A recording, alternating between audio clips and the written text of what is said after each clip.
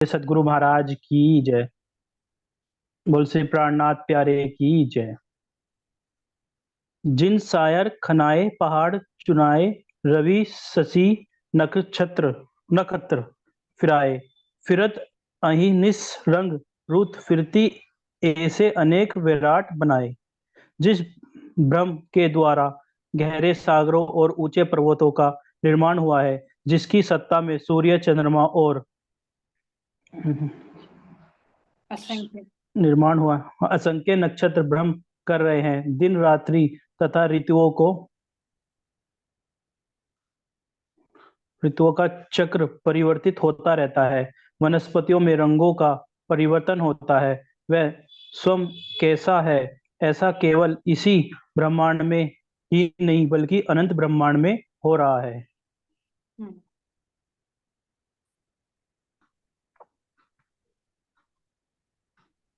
इसका भाव बताओगे कुछ?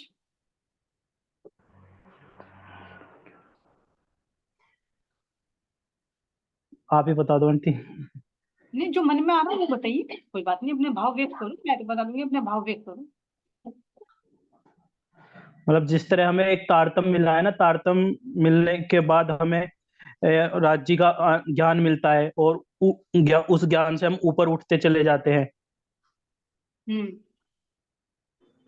और असंख्य मतलब नक्षत्र भ्रमण करते हैं। मतलब हम पूरे इस संसार के मतलब हर वस्तु को, मतलब जो भी नश्वर है वस्तु है, या जो भी प्रभु मतलब उन्होंने बनाई है, उसके ज्ञान लेकर ऊपर उठते हैं दिन रात्रि ऋतुओं को। ठीक है, ठीक है। यहाँ देखो, जिन सायर खनाए पहाड़ चुनाए, है ना। जी जिस ब्रह्म के द्वारा गहरे सागरों का, यानी जो सृष्टि बनी है ना, तो इस जी। पृथ्वी पर क्या है, गहरे गहरे सागर भी हैं, ऊंचे ऊंचे पर्वत भी। तो पर्वत जिस जी। ब्रह्म के द्वारा गहरे सागरों ऊंचे पर्वतों का निर्माण हुआ है, तो बनाने वाला कौन है? हुक्म तो दिया राज्य महाराज जी ने। बनाते कौन है? जी अक्षरब्रह्म, है ना। अक्षरब्रह्म के पलक झपकने मात्र से करोड़ों ब्रह्मांड बन जाते हैं और मिट जाते हैं, ऐसे। तो जी। कह रहे जिस ब्रह्म के द्वारा गहरे सागर ऊंचे पर्वतों का निर्माण हुआ है, ना? उसी की सत्ता से क्या हो रहा है? सूर्य भी चल रहा है। चंद्रमा जी। उसी की सत्ता से चंद्रमा भी परिक्रमा कर रहा है, क्योंकि हर चीज चलायमान है यहाँ पर। और असंख्य नक्षत्र भ्रमण कर रही है आकाश में, ना। और दिन जी। रात और ऋतु, जो पृथ्वी और तो घूमती है तो उसके कारण दिन रात बनते हैं, है ना। जब पृथ्वी घूमती है तो दिन और रात होते हैं, जो सूर्य के चारों ओर जी। घूमती ऋतुएं बनती हैं, तो ऐसे कुछ है। तो इनका चक्र परिवर्तित होता चक्र परिवर्तन होता रहता है। कभी गर्मी, कभी सर्दी, कभी बसंत, कभी हेमंत, तो कभी शिशिर, है ना। और जी इस वनस्पतियों में रंगों का परिवर्तन होता रहता है। देखा तुमने, वनस्पति में सब तरह के तो रंग है, किसने भरे ये रंग? कहाँ से आई ये रंग विचारे? जी।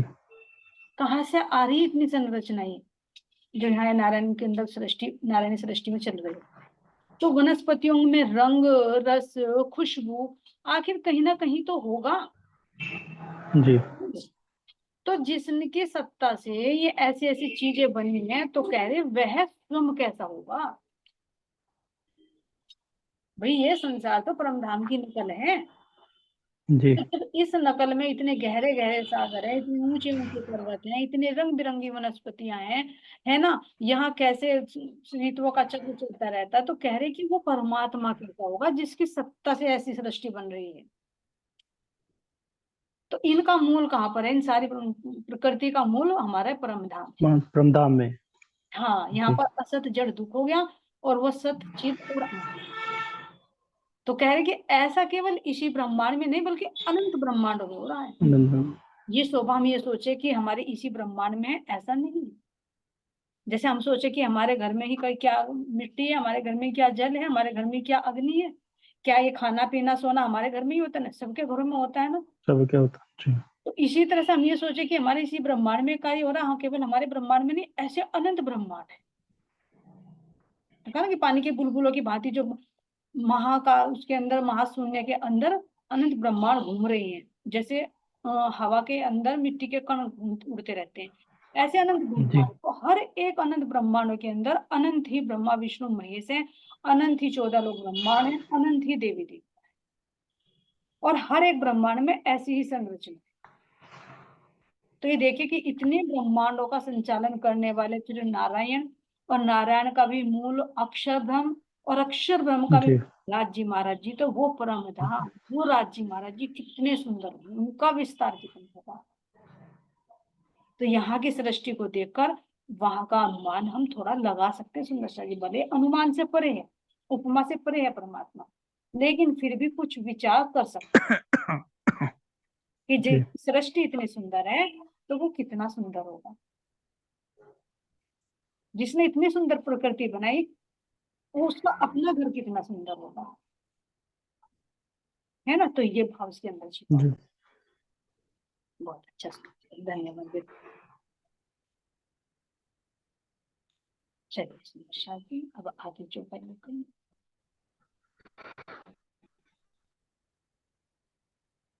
बोले श्री प्राणनाथ प्यारे की जय, श्री सतगुरु महाराज की जय, धाम के धन की जय, माँ तीनों पुरी धाम की जय, सर्व सुंदर साथ की जय।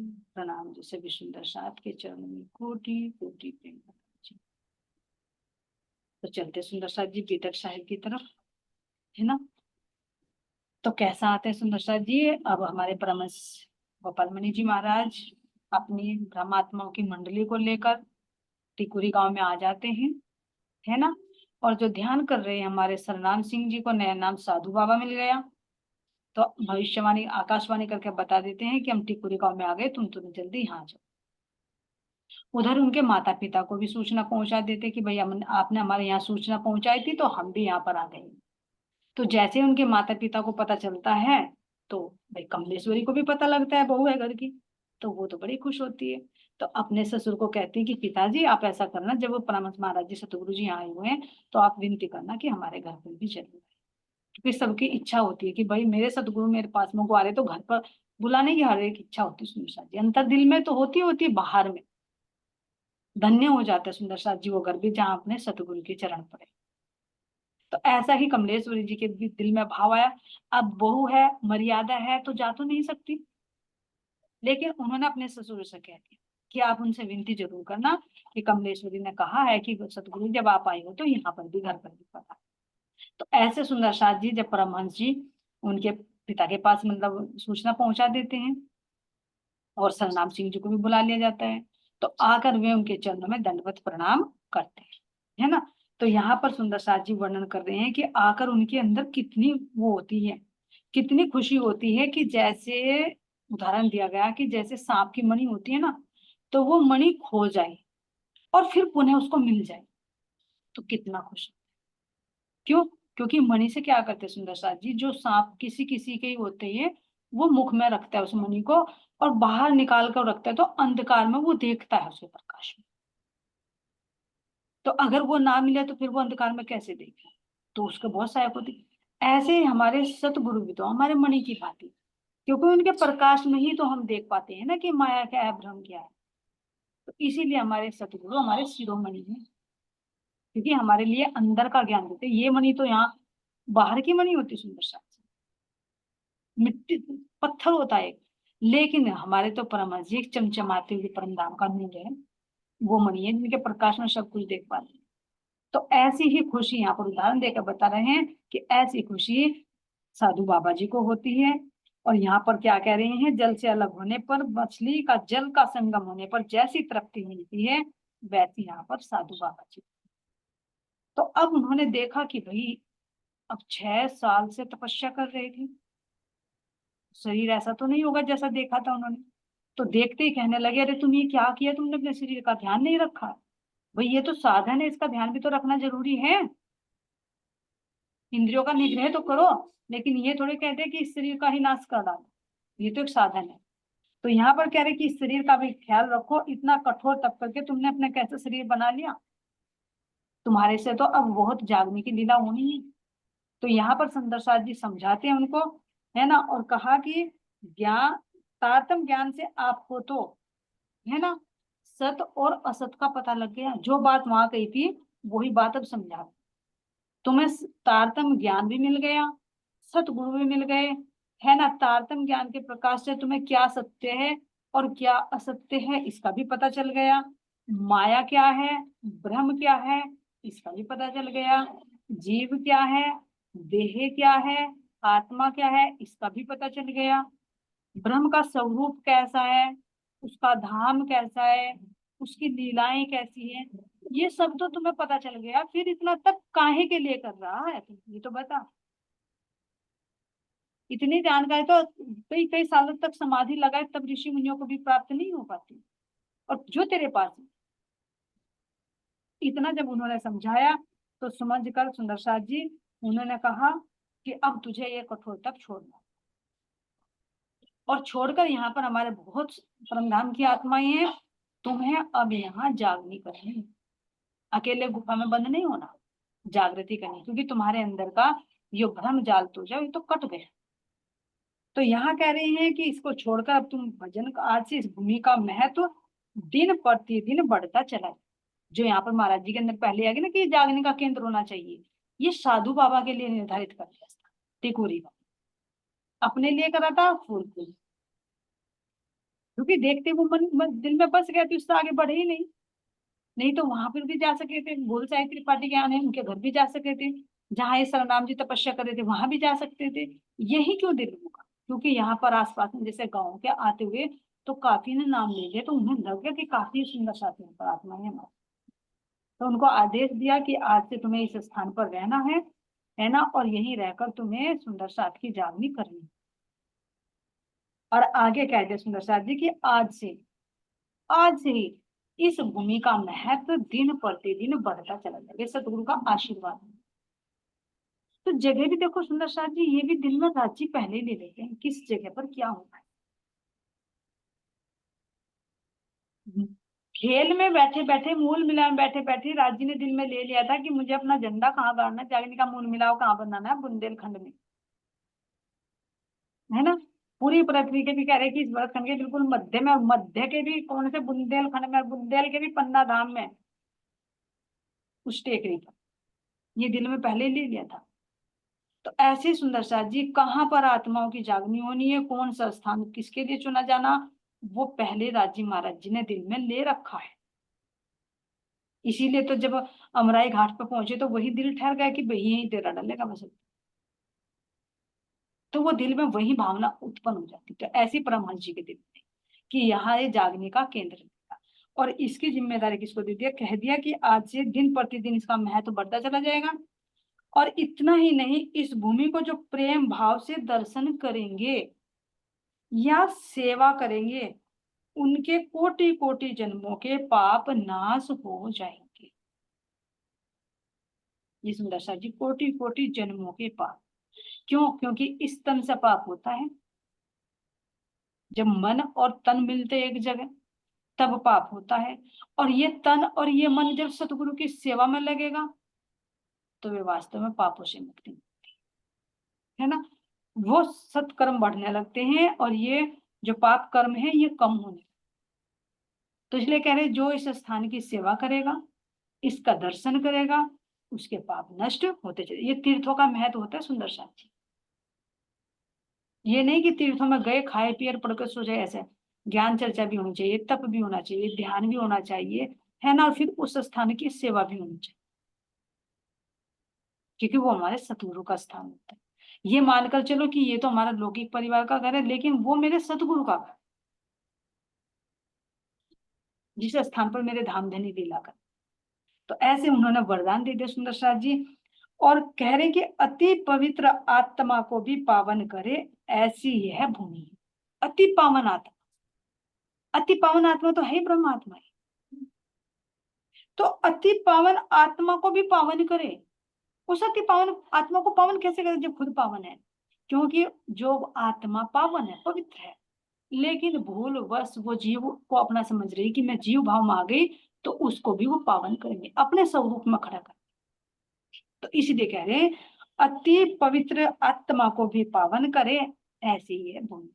तो ऐसे सुंदर साथ जी, ऐसे हमारे फूलपुर भैया जो भावतीपुरी धाम बना, ऐसे हमारे टिपुरी जी धाम, है ना, जहाँ पर सतगुरु महाराज जी ठहरे हुए हैं, ऐसी दिव्य भूमि को हमारा भी सत सत नाम। सुंदर साथ जी तो कह रहे हैं यहाँ पर सतगुरु महाराज जी ने आदेश दे दिया, इसलिए आप इस भूमि में रहकर इसका सेवन करें, है ना, और मेरे वचनों को सिद्ध मानकर और सारे भ्रम जंजाल को छोड़कर आप इस भूमि का उत्थान करिए, यानी इस स्थान पर अब जागने का केंद्र बने, ये तुम्हारी जिम्मेदारी। अब इतनी बात सोचकर तो अब साधु बाबा जी बोले, यानी सलराम सिंह जी क्या बोले, एक ही स्थान में अस्थायी जकड़े रहने का बंधन समझकर साधु बाबा ने परमहंस जी से प्रार्थना की कि आपने मुझे बहुबंधन से तो छुड़ाया, फिर बताइए आप मुझे इस बंधन में क्यों डाल रहे हो। भाई एक ही जगह में जकड़ा रहूं यहीं पर, ऐसा तो गृहस्थी में भी होता था कि हम एक परिवार में जकड़े हुए अपनी ड्यूटी कर रहे हैं, खाते पीते हैं, रोज सोते हैं और पूरा जीवन ऐसे बिताकर फिर मृत्यु का ग्रास बन जाते हैं। एक बंधन ही तो है सुंदर साथी। पशु तो जंजीर से रस्सी से बंधा रहता है, लेकिन हम मोह रूपी बंधन से बंधे। कहते हैं ना कि बिना बंधन के बंध बैठी और बिना जल के डूबी, है ना, भाव रूपी जल में डूब रहे हैं और मोह रूपी बंधन से बंधे हुए, इसीलिए तो घर को छोड़कर नहीं चल पाते। जो पक्षी होता है उसको उसको डाल से मोह होता है, इसलिए तो उसको छोड़कर नहीं उड़ जाता, तो ये मोह का बंधन है। तो ऐसे कह रहे कि एक जगह जकड़े रहने के बंधन में मुझे क्यों बांध रहे हो, अपना गृहस्थी से तो मुझे छुड़ाया, लेकिन अब यहाँ की जिम्मेदारी दे रहे हो मुझे कि भाई तुझे यहीं पर रहकर इसका उत्थान करना, यही जागनी करनी है, तो वो बंधन छुड़ाया तो इस बंधन में क्यों डाल। तो अब यहाँ पर सतगुरु परमहंस महाराज जी कहते हैं कि क्या कह रहे हैं, आप माया के बंधन से मुक्त हो चुके हो, इसलिए माया आपको स्पर्श भी नहीं करेगी। देखो अपनी पहचान है सतगुरु बता कि तुम ये सोचो कि यहाँ आश्रम में रहकर तुम माया के बंधन में बंधोगे, नहीं बंधोगे, क्योंकि तुम पवित्र हो चुके, तुम जागृत हो चुके। तो जागृत आत्मा नहीं बंधती सुंदर साथी, लेकिन जब तक आत्मा जागृत नहीं होती जब तक मोह के बंधन बंधते हैं। इसी को कहा महाराज जी ने, देखो किरंतर ने भी कहा कि एक गांठ जो छोटी खोली तो दूजी मोटी। भाई अगर हम अज्ञानता में, हमारी आत्मा जागृत नहीं हुई, मोह हमारे अंदर है, लोभ लालच हमारे अंदर है, तो अगर हमारी वही चीजें घर में है, तो छोटे से 4-5 मेंबर की फैमिली को छोड़कर हम अगर इन्हीं विकारों को लेकर हम आश्रम में गए, आश्रम की हमारे ऊपर जिम्मेदारी आ गई, तो वो लोभ, वो लालच, वो मोह, क्रोध, वो तो जो का तो है, तो माया का तो और मोटी गांठ लगती रहेगी। यहाँ 4 से मोह है तो वहां हजारों से मोह हो जाएगा। यहाँ 1000 रुपए का लालच है कि कमा लूं, तो वहां शिष्य से रहेगा अरे मेरे पास 10-10 हजार हो जाए, अपना बैंक बैलेंस कर लूं, हो गया ना मोटी गांठ। 10 लोगों से मिलेंगे तो 10 लोगों के अंदर विकार दिखाई देंगे, यहाँ तो 4 के अंदर दिखाई दे रहे, वहां 10 के विकार दिखाई देंगे, क्योंकि जब हमारी वृत्ति विकार देखने की है। तो जो कहना का मतलब भाव ये सुंदर साहब जी, अगर तुम जागृत हो, तुम्हारी आत्मा जागृत हो गई, तुम माया के भ्रम जाल से निकल गए शत्रु के बजाय, तो चाहे घर में रहे और चाहे वन में रहे, आश्रम, कोई फर्क नहीं। लेकिन अगर तुम अज्ञानता के भ्रम रूपी जाल में फंसे हुए हो, तो चाहे घर में रहो चाहे वन में, महाराज जी कह रहे चाहे वन में रहे चाहे घर में रहे, पर काहे क्या करे सतगुरु की, यानी उस सत्य ज्ञान की भी। तो अगर सत्य ज्ञान या आत्मा जागृत हो गई तो फिर तुम चाहे कहीं रहे। अभी पीछे आया ना सुंदर साथ जी, जो हमारे में थे, नदी पार कर रहे थे, किस तरह से घर में रहते रहते उन्होंने सब कुछ कर लिया, पा लिया परमात्मा को। ऐसे हमारी कमलेश्वरी जी घर में रहते रहते सब कुछ कर रही है ना। तो यहाँ सतगुरु परमहंस महाराज जी कह रहे हैं कि तुम्हारे अंदर से माया का भ्रम जाल कट गया है, अब तुम यहाँ पर रहोगे लेकिन मोह के बंधन में नहीं बना, ना तुम्हें जगह का मोह खींचेगा कि भाई ये आश्रम मेरा है ना, तुम सतगुरु का आश्रम समझोगे इसको, ना तुम्हारे अंदर लोभ लालच आएगा, ना तुम्हारे अंदर दूसरे के प्रति ईर्ष्या भाव आएगी, क्योंकि तुम इस भ्रम के जाल से अलग हो चुके। तो सुंदर साथ जी कैसे हुआ ये? सतगुरु की कृपा से। और जो रह गई थी कमी, अब देखिए 6 साल का समय क्यों दिया, परमहंस महाराज जी बुला भी तो सकते थे, लेकिन नहीं बुलाया। क्यों नहीं बुलाया? क्योंकि ये तप कर कर पात्र बनाना था। क्या ना कि ध्यान जो किया जाता है, तप जो किया जाता है, तो उसमें हमारे चित्त के जो संस्कार होते हैं वे भस्म होते हैं। जैसे हमारे इंद्रावती का और हमारे सुंदरबाई का भी आता है, देवसिंह जी महाराज जी का, उन्होंने प्रणाम नहीं स्वीकार की थी, तो कितने साल का विरह रहा सुंदर सा, 4 साल तक। तो वे भी तो जा सकते थे और वे बुला भी सकते थे, एक ही शहर में थे, कोई ज्यादा दूर तो नहीं थे। लेकिन क्यों नहीं गए? क्योंकि वो विरह में तपा तपा कर पात्र।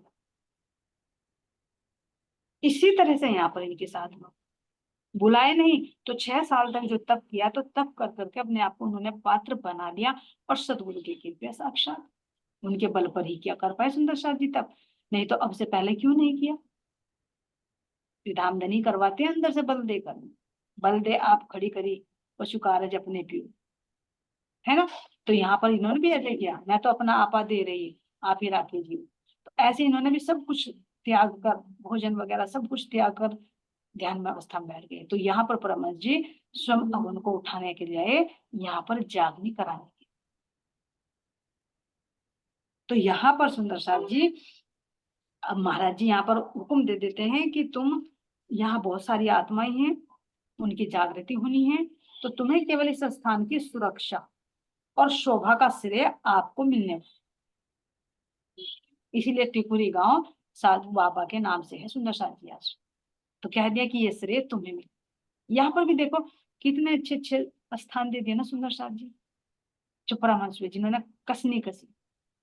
जैसे आप कहते हैं कि देश के लिए कोई शहीद हो गया तो भाई चौराहों पर उनका एक स्टैचू बना देते कि भाई उसके नाम से चौक पर शहीद, क्योंकि देश के लिए उन्होंने समर्पण किया है, बलिदान हुए हैं, शहीद हुए हैं। तो ऐसे ही सुंदर साथ जी यहाँ पर जो अपने परम धाम के लिए, परमात्मा के लिए हुए, तो उनका भी स्थान दिया जाता है। तो यहाँ पर ये सुंदर साथ जी कह रहे कि ये श्रेय और शोभा आपको मिलने वाली है, इसलिए आप इस स्थान को संभालिए। अब सदगुरु की आज्ञा के बाद तो सुंदर साथ जी, साधु बाबा जी इस टुकीरी स्थान को संभालने लगे, और तब से ये टुकीरी तीर्थ बन गया सुंदर साथ। यहाँ पर सुंदर साथ दर्शन करने के लिए जाते हैं, क्योंकि साक्षात परमहंस महाराज जी का वरदान मिला हुआ इस भूमि को। तो अब सुंदर साथ जी यहाँ पर कह रहे हैं, अब क्या घटना घटती है यहाँ पर, कार्य तो शुरू हो गया। अब परमहंस जी जब टिकरू में पधारे, तब से मौजम बाबा दिरवी उनकी सेवा में खड़े पांव हाजिर, जो अभी शुरू में जिन्होंने कुटी बनाकर दी थी, मौजन बाबा। तो अब ये भी यहीं पर है, क्योंकि भाव तो है, पहले ही इन्होंने कुटी बना दी। अब चर्चा भी सुनते, प्रभावित भी होते, लेकिन मन में एक दुविधा है। दुविधा ये है कि मैं, जब सतगुरु महाराज जी तारतम देते हैं तो मैं भी इनसे तारतम, लेकिन संकोच बस कुछ कह नहीं पा रही। सेवा तो कर रही, लेकिन मन में एक उधेड़ बुन है कि मैं कहूँ तो कहूँ कैसे, कह नहीं पा रहे थे। लेकिन परमहंस महाराज जी तो मन की जानते हैं, सबके दिल की क्या चल रहा है इसके दिल में। तो जब वो सेवा कर रहे होते हैं तो उनको बुलाते हैं, बोलते हैं मौजन बाबा तुम्हारे अंदर में क्या दुविधा चल रही है, क्यों परेशान हो, तुम बताओ तो सही, है ना। तो जब अब जो सामने वाले पूछ रहे हो जो दिल में, तो फिर भला रुकेगी। तो तुरंत हंसते हुए मौजन बाबा कहे, ये हंसते हुए कहा बाबा ने, मौजन बाबा आप अंदर ही अंदर क्यों परेशान हो, आपके मन में जो हो वो कह डालो। क्योंकि कहलवा रहे हैं ना, पता तो है उन्हें, लेकिन अपने मुख से कहेगा तो अच्छा। परम जी प्रेम भरे वचन सुनकर मौजम बाबा तो साष्टांग दंडवत प्रणाम करके बोले, महाराज आप तो अंतर्यामी हो, आपको पता चल गया मेरे मन में क्या चल रहा था, मैं क्यों परेशान हूँ, है ना। तो कहा मेरे जैसे पतित को आप सेवक बनाकर पावन करें। मैं तो पतित हूँ और आप पतित को पावन करें, तो इसलिए अपना सेवक बनाकर मुझे भी पावन करे। मेरे घर पधार कर घर के सभी परिवारजनों को आपके चरण रज का मैं अधिकारी बनाकर उन्हें करता, मुझे अपने शरण में लीजिए, तारतम मंत्र दीजिए, और फिर आप मेरे घर चलकर मुझे भी पढ़ते, क्योंकि भाव तो पहले ही था जो कुटी बना दी उनके लिए, और फिर यहाँ इस स्थान की सेवा भी करने लगे। तो देखिए सुंदर साहब जी, अब जब इतने प्रेम भाव से कोई अर्जी करेगा, है ना, कितने दिल से मन में उधेड़ बुन चली, चुपचाप सेवा में लगे हुए हैं, आते हैं सेवा करते हैं, दिल का भाव सतगुरु भी जान रहे हैं, लेकिन वो कह नहीं पा रहे हैं, तो भाव तो समझ गए। तो इतने भक्ति भाव को देखकर, इतने विनम्र स्वभाव को देखकर परमहंस महाराज जी तो इतने कृपालु हैं, उन्होंने कह दिया कि कोई बात नहीं, तुम्हारे दिल में जो इच्छा है वो हम पूर्ण। ये तो सुंदर सा। है ना। इसने भरे निवेदन को स्वीकार किया, और जब स्वीकार किया तो सुंदर साथ जी फिर गाजे बाजे के साथ फूलों की वर्षा करते करते संत मंडली सहित परमहंस महाराज जी इनके घर पर पधारते हैं मौजन बाबा के। पूरे बैंड बाजे से, पूरे सो मतलब एक जैसे एक उमंग होती है ना। यहाँ तो ढोल धमाके अपने लौकिक कार्यों के लिए बजवाते हैं, लेकिन यहाँ सतगुरु परमहंस महाराज जी के आगमन के लिए होते हैं सुंदर सा। नहीं देखिए, कहते हैं ना कि गांव में तो और भक्ति भाव नहीं करते। जहां पर ये बीज बो जाएगा सुंदर साथ जी, जब अंकुरित आत्मा होगी, चाहे वो गांव में हो चाहे शहर में हो, वो होना ही होना है। सही पूछे तो गांव के लोग ज्यादा भोले भाले होते हैं, वो जल्दी समझ, सेवा भाव भी ज्यादा होती है, सरलता भी ज्यादा होती है, सज्जनता होती है ना। तो यहाँ पर सुंदर साथ जी उन्होंने संत मंडली को अपने घर पधरावनी कराई और सुंदर आसन पर परमहंस महाराज जी को विराजमान किया। फिर उनके चरण धोए, उस चरणामृत को लिया सबने, है ना। फिर उनकी आरती उतारी गई और फिर उनको जलपान कराया गया, भोजन की व्यवस्था कराई गई। और उसके बाद सुंदर साथ जी ज्ञान चर्चा हुई, और ज्ञान चर्चा करवाकर तब उन्होंने सब अपने परिवार सहित तारतम दीक्षा ली परमहंस महाराज जी। और फिर सुंदर साथ जी पूरी जिम्मेदारी यहाँ उन्होंने ली कि भाई ये जो त्रिपुरी है स्थान, इसकी सेवा का भार हम सब ने, हमारे परिवार में। तो सुंदर साथ जी वर्णन कह रहे हैं कि आज तक जो भी नित्य निरंतर पूजा होती है मौजन बाबा के परिवार वाले उन्हीं के वंशज कर रहे हैं, और आज भी सेवा वही कर रहे हैं उनके परिवार। ये सतगुरु का ही दिया हुआ वरदान है। 200 सवा 200 साल ही तो ये सुंदर साथ जी ज्यादा समय थोड़ा ही हुआ है ना। तो उनके वंशज ही अब भी यहाँ टिकुरी जो तीर्थ बन गया इसकी सेवा कर रहे हैं। तो कह रहे सुंदर साथ जी की आज भी इसलिए उनका घर जो पहले गरीब थे अब वो बिल्कुल समृद्ध और सुखी बने। ये होता है सुंदर साथ जी। क्यों समृद्ध और सुखी, पहले भी बताया कि धाम धनी पूर्ण ब्रह्म परमात्मा तो किसी का एक भी नहीं रखते, उससे कई गुणा करके, है ना। जैसे कहते हैं कि नियत के साथ बरकत, तुम सदगुरु के लिए कुछ दो करोगे समर्पण तो क्या किसी चीज में कमी आएगी? नहीं। सही पूछे तो और बरकत होती है। क्यों? उन्हें पता लगता है कि मेरे इस आत्मा का जो इसके पास में पैसा है, जो इसके पास में समय है, जो इसके पास में बल है, वो कहाँ जा रहा है। चाहे वो धन का हो, चाहे वो तन का हो, चाहे वो ज्ञान का हो सुंदर साथ जी, जितना तुम दोगे इतना धाम धनी और द्वार खोलते चले जाओ। उनको पता है कि वो अपने तन को कहाँ इस्तेमाल करे तो उस तन में भी वो बल देंगे। उनको पता है कि ये धन कहाँ जा रहा है तो उस धन में भी वो बरकत करे। जो जितना भी सुंदर साथ जी देखे तो दिनों दिन बढ़ोतरी ही होती है। और जो समेट कर रखना चाहते हैं तो उसमें तो परमात्मा कह रहे हैं कि तुम कंजूस हो तो रखो इस चीज को अपने पास में।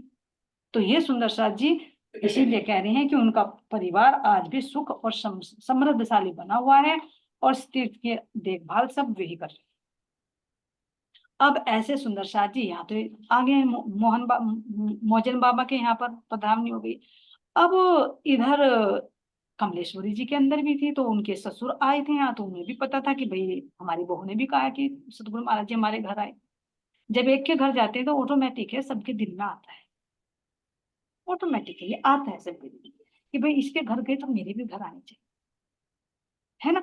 तो इधर जब साधु बाबा ने उनको देखा, उन्हें भूल साई त्रिपाठी ने, तो उन्होंने साष्टांग दंडवत प्रणाम करके विनती की कि परमहंस महाराज जी एक विनती है, हमारी भी विनती आपके चरणों में कि आप हमारे घर पर भी पधारे और हमारे घर को पवित्र पावन करें और अपना आशीर्वाद दें। और उधर कमलेश्वरी की भी हार्दिक इच्छा, उन्होंने भी कहलवा कर भेजा कि जब परमहंस महाराज जी आ रहे हैं तो कृपया करके हमारे घर भी अपने चरण पदार्पण।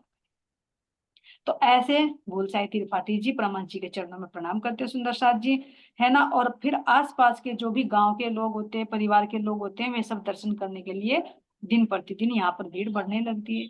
तो समय पाकर फिर एक दिन क्या होता है, तिवनी गांव में परमहंस महाराज जी पहुंच जाते है ना। तो जैसे यहाँ उन्होंने स्वागत किया मोजन बाबा ने, ऐसे ही अब तिवनी गांव में स्वागत, क्योंकि गांव में तो पहले ही सतगुरु महाराज जी का प्रचार तो हो चुका। जो देवर भाभी का झगड़ा था पूरे गांव में हल्ला मच गया था, तो पता था कि भाई इनके आ रहे हैं, और सबको पता चल गया है कि ये जो इनके बेटे हैं बोलसाई के भाई ये क्यों तप कर रहे हैं। तो उनको पता चल गया कि उनके शरण में गए थे तो उनके सतगुरु ही हैं। तो ऐसे चमत्कारों को देखकर, ऐसी प्रतिभा को देखकर, और फिर विशेष तौर से सुंदर साज, जो उनका व्यक्तित्व था, उनका जो प्रभाव था, जो कमलेश्वरी के अंदर भी झलका, जो उनके अंदर सरनाम सिंह जी के अंदर भी झलका, तो गांव के लोग प्रभावित थे। तो सभी एकत्रित हो गए, और एकत्रित होकर कह रहे सुंदर साज जी, सूचना तो उन्होंने भिजवा दी कि हम आ रहे हैं। तो जैसे गांव में सूचना पहुंची, तो फिर तो पता ही है क्या होना है, सबकी आठ भीड़ बढ़ गई। अरे परमहंस महाराज जी, अरे कुछ ना कुछ तो तैयारी करो। तो सुंदर साज जी वर्णन कह रहे कि यह सूचना मिलते पूरे गांव में प्रसन्नता की लहर छा। क्यों ना हो, क्योंकि साक्षात धामधनी जो पधार रहे हैं, अंदर में होगा, है ना। वो खुशी सुंदर साज जी, जैसे हम ब्रज में थे और हमारे कान्हा जी पधारे, हम कब मिल सी अपने थे। तो सबके अंदर ये उमंग होने लगी, है ना। घर आंगन और गलियों की सफाई करने में सभी लोग लग गए। देखो, जैसे अंदर की भी सफाई होती है, जब सदगुरु महाराज जी अंदर आते हैं तो अंदर की भी सफाई करनी होती है। सुंदर सा ये गुण इंद्रियां ही हमारी गलियां ही तो है, ये हमारे घर ही तो है, इनकी भी सफाई करनी होगी, तो तभी अंदर से। तो यहाँ पर सुंदर साथ जी, गांव के सब लोग लग गए, और क्या होता है, मंडप बांधने लगे, और वो बंधनवाल लगाते हैं ना ऊपर, वो मतलब पूरी डेकोरेशन करने लगे, जैसे कहीं शादी वादी होती है ना, बारात वगैरह आती है, इस तरह से परमहंस महाराज जी अपनी मंडली को लिए हुए हैं।